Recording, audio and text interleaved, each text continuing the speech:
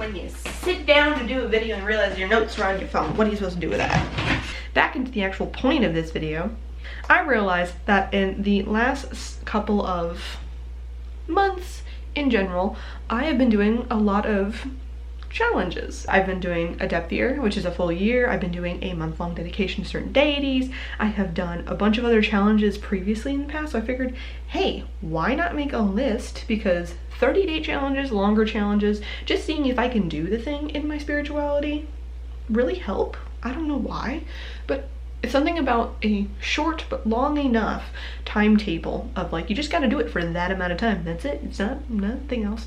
Really helps me actually get stuff done and try stuff out and see if it actually applies to my life overall. And it really helps. Again, it doesn't incur the stress of like, oh, I'm building a new habit right now, this is really freaking important. Instead, it does the we're trying it out thing. If it doesn't work out, it's fine. It's fine. You just gotta do it for like 30 days. And so because of that, I have made a little list here. 10 wonderful 30-day magical challenges, and maybe to help instigate something new in your practice. Try these out and let me know how it goes, but let's go into the list, shall we? All right, so first thing is a 30-day, a spell a day. Now, this is something I did when I was at the very beginning of my craft. I was just like, how many spells can I do? I don't even know if I made a video about this because I was just interested in playing with magic and just seeing like what results would come up. I was very experimental. And the spells sometimes were just like a simple little candle blessing thing with blessing my clothes, or I would do a little money magic spell or a little spell that would like help me get to work on time and help like no traffic.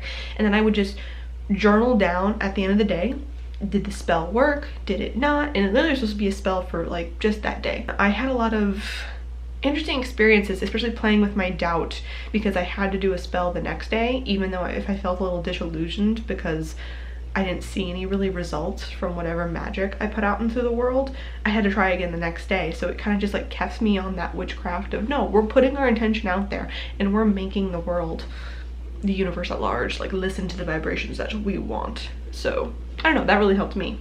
Next one is a 30-day devotion. So I just did 3 of these in a row. I did one for Persephone, for Sobek, and for Loki. Basically, when I did a 30-day devotion, what that entailed was that every single day I had to do at least a like 5 to 15 minute meditation of sending all of my gratitude, energy, and devotion to my deity of the month. I could, a lot of times I ended up picturing a specific kind of like weird astral altar surrounding this current like given dedication, and I was very focused on the fact that I wasn't taking anything from a deity. I wasn't requesting things from them. It was all about me giving my energy to them for the month as a gratitude for working with me for so long. And so there are a lot of different things I did on top of the meditation. I did a couple of longer rituals for them, some during on the full moon, some on new moons. A lot of ritual baths happen during this time. It's kind of like a nice way to do a contemplation of what types of energies I was getting back, even though a lot of it was me just like feeding them energy. No matter what, I was picking up on some things. And then I also had done a bunch of sacred art in dedication to them, and I would listen very specifically to music that had to, I don't know, it aligned with their energy, their vibe, had something to do with them in some way, shape, or form, at least for me. So I would, if I was gonna go on like a long walk around my neighborhood, I would have like one of those songs on repeat. Anyway, so there's a bunch of different ways you can give devotions to deity, and everyday offering at your altar, what have you, but 30 days straight of just giving a devotion to your deity. See if that works for you. Next 30-day challenge, 30-day specific meditations. Now this one, I guess, 30-day specific meditation to a deity, but so we all know there's like 20,000 different types of meditations, right? There's like to deity, to tap into the astral, to just be more present in the moment, to clear your mind, to like there's past life, thousands of meditations. So pick one. Specifically, I really do well with what's the one I suck at the most, which is the ones where it's like being present. I can travel off in my head and get out into whatever freaky deaky stuff the universe can show me, no problem. But the actual staying in the moment parts, yeah, I'm not too good at that. So I focusing on that one and like just being like, okay, 5-10 minutes, sit your butt down, take stock of all your senses, really be in the moment, what's the sounds in the room of your apartment, etc. and so forth, can really help. And like a bunch of other people do 30-day meditation challenges, but honestly, it's the reason so many people talk about it is because it works and it's really effective, and it will help enlighten you to how much your mind is at so many times not under your own control.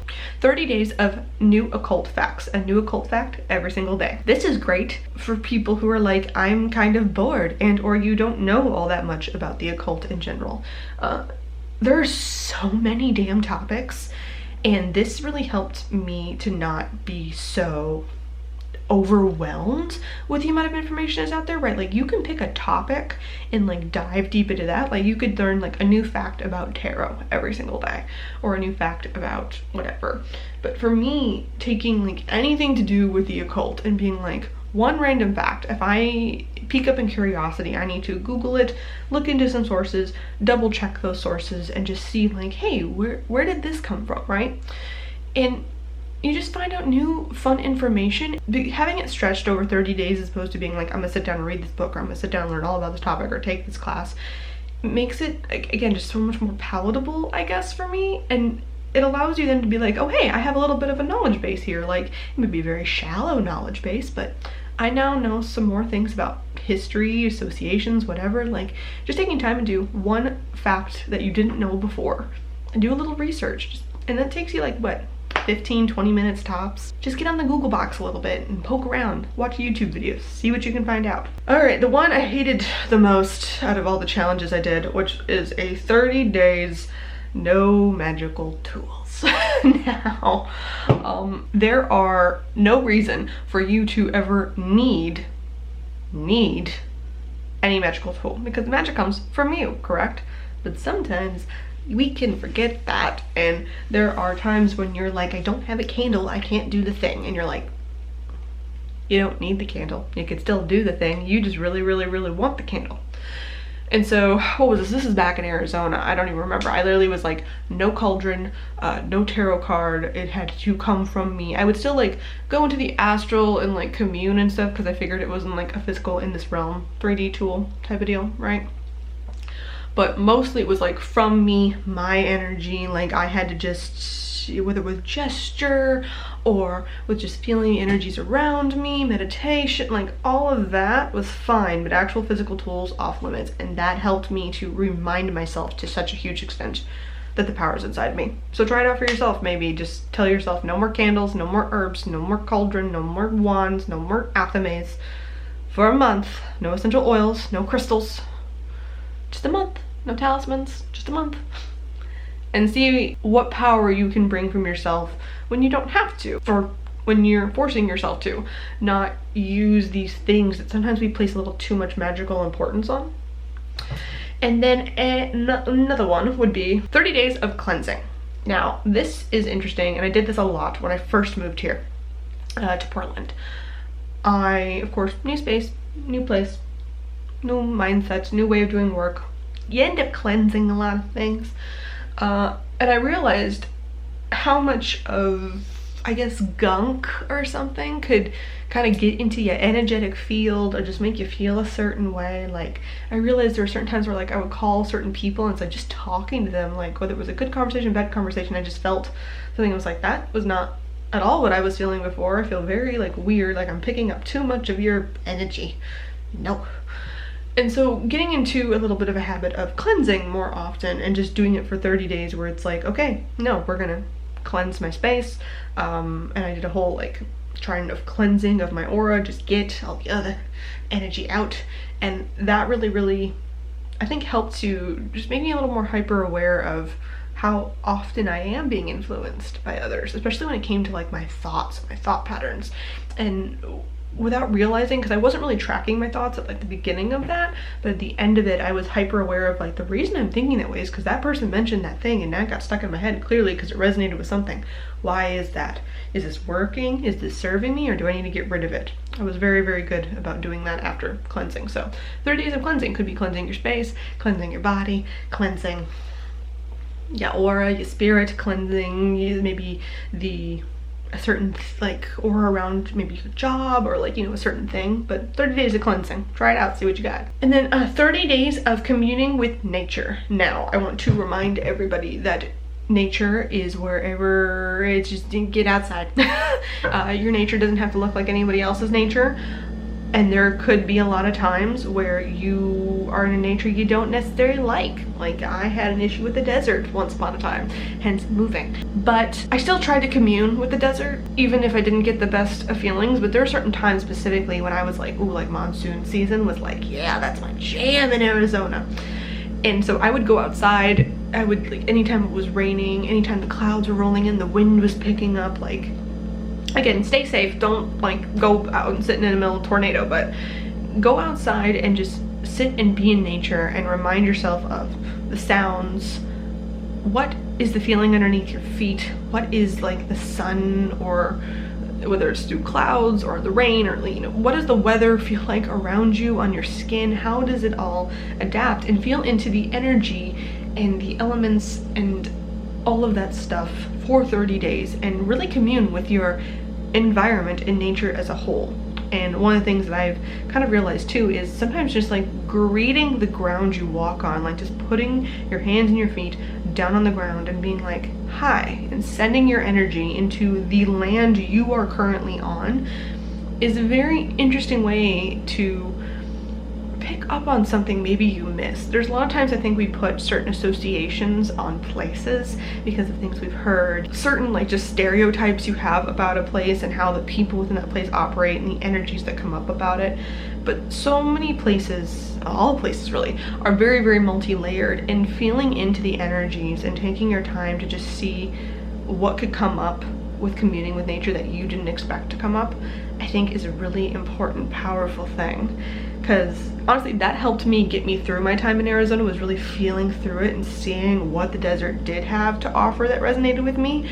And here in Portland, I'm still unveiling so many things where I'm like, yes, this energy already vibed and felt way more comfier to me, but I'm finding more and more and more where I'm like, oh, ooh, more and more things to come and play with. And then the last and, oh no, not last, final one, second to last, is 30 days of color magic. And by this I mean pick a color and then everything that it embodies, whether it's red is like passion, love, anger, like power, black could be like the abyss, the primordial, the darkness, the chaos, green, earth, health, for me, crocodile, you know, big heart chakra energy type of deal. Pick a color, look into all of its associations, all the power that it brings in. Maybe it's a specific thing that you want to call more into your life, or maybe it's something you really just want to focus a little more of your life on, and then try to integrate that color and its energies into your life as much as freaking possible for 30 days.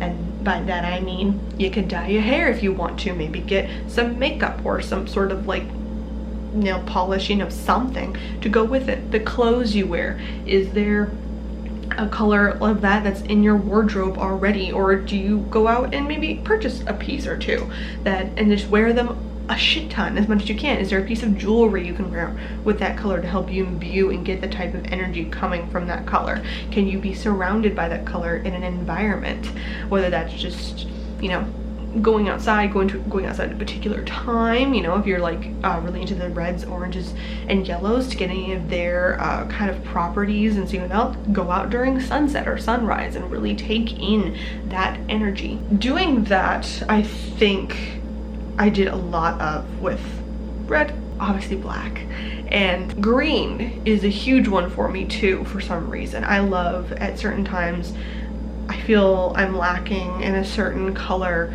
for some reason. Like it feels like it's just lacking in my life, and I realize when I look up the associations of the color, the energies that color provides, that I do feel lacking in that type of aspect in my life. So with earth, that health and comforting green and just overall sense of like heart energy, I feel like in a lot of times, all of that wrapped up, I really need a lot more of in some respects. So moving to a more green place was for me, but also like with Sobek, I bought this greenish nail polish. Let's see if that'll actually focus, right? Like it's like a really dark green. I loved wearing this. I've got green jackets, I've got some green shirts, and I don't wear them all the time. Instead, I end up wearing a lot more black, but I do try to focus more on green quite often in my life and just like take a time and bring it in. I've got certain like green couch covers that I pull out, green blankets, green pillows that kind of like just go away for a while, especially during the fall when I want all the oranges and all those types of colors, all the fall feelings in, right? But green really cultivating that all the way has done some things for me. So pick a color that you need, maybe more. Try it out for 30 days, as much as you can in your life. Ooh, consuming it too. Try to consume the colors. And the final one is 30 days of divination. Now this is pretty, I guess, standard in some ways, but ends up being a lot harder than you think it is. AKA, do you do a daily draw with your tarot? Do you scry every single day? Do you pull a rune every single day? Or, you know, oracle cards? Do you do a little bit of the, what's the one with the book? Someone in the comments, what's the one with the book? You open a random page, read like the first line you see, and like that should tell you something. There's so many ways that we can divine things, and picking a method and doing it for 30 days straight is extremely interesting. I attempted to do this a little bit with my runes not too long ago, because I bought a set of runes. I like did a whole ritual about connecting with them. I slept with them in my pillow. There was a little bit of blood magic I used to connect with them. Like there was a lot of things that I did to connect with my runes, and then I just haven't been using them. They just sit on my altar like hello. And so when I did my dedication to Loki, one of the things I told myself is that I don't really want to pull tarot cards, because they feel very all about me in a sense, right? It's more about like, what can my deities do to help me, what I'm looking for, how the things help me, and this is specifically supposed to be all about how to dedicate better to my deities. And I was like, well, I haven't really used my runes. Let's try using the runes during the full month of Loki. And I did not make it because there's a lot of other stuff that happened, but so a bit of a fail on that 30-day challenge. But pulling a rune every single day is a, how can I dedicate myself better to Loki? How can I show more dedication to the god of chaos? Was extremely interesting, and it really helped to unveil certain things in my head. Recently I've been scrying into my coffee. It kind of started like midway through my month with Sobek. I would like get up every morning and I was really into getting an Americano or like just plain black coffee, and staring into it right before I started drinking it and just seeing like what things got triggered or brought up really helped pull me into a certain something. Like it was all types of energies, and it's kind of continued as my month with Sobek has entirely wrapped up, and it's been very, very intriguing for me to see all the different ways by committing to one specific way of divination for a while every day to check in has done some amazing things. So those are just my suggested 30-day challenges of a magical variety. Comment down below if you guys done other magical challenges for 30 days straight, or maybe longer or shorter, that I have not mentioned here, that, you know, maybe some I would want to try in the future. Challenges like this are just really great because they help you so much to just, I don't know, refocus and get a new like vibe into your practice, especially if it's feeling a little stale or a little, you know, out there. And for some reason when I say I'm like, oh, I'm doing a challenge, it doesn't feel so much of a chore, I guess, and I just do it. Works well for me. And we make new videos every single week, and I will see you guys next time. Bye bye.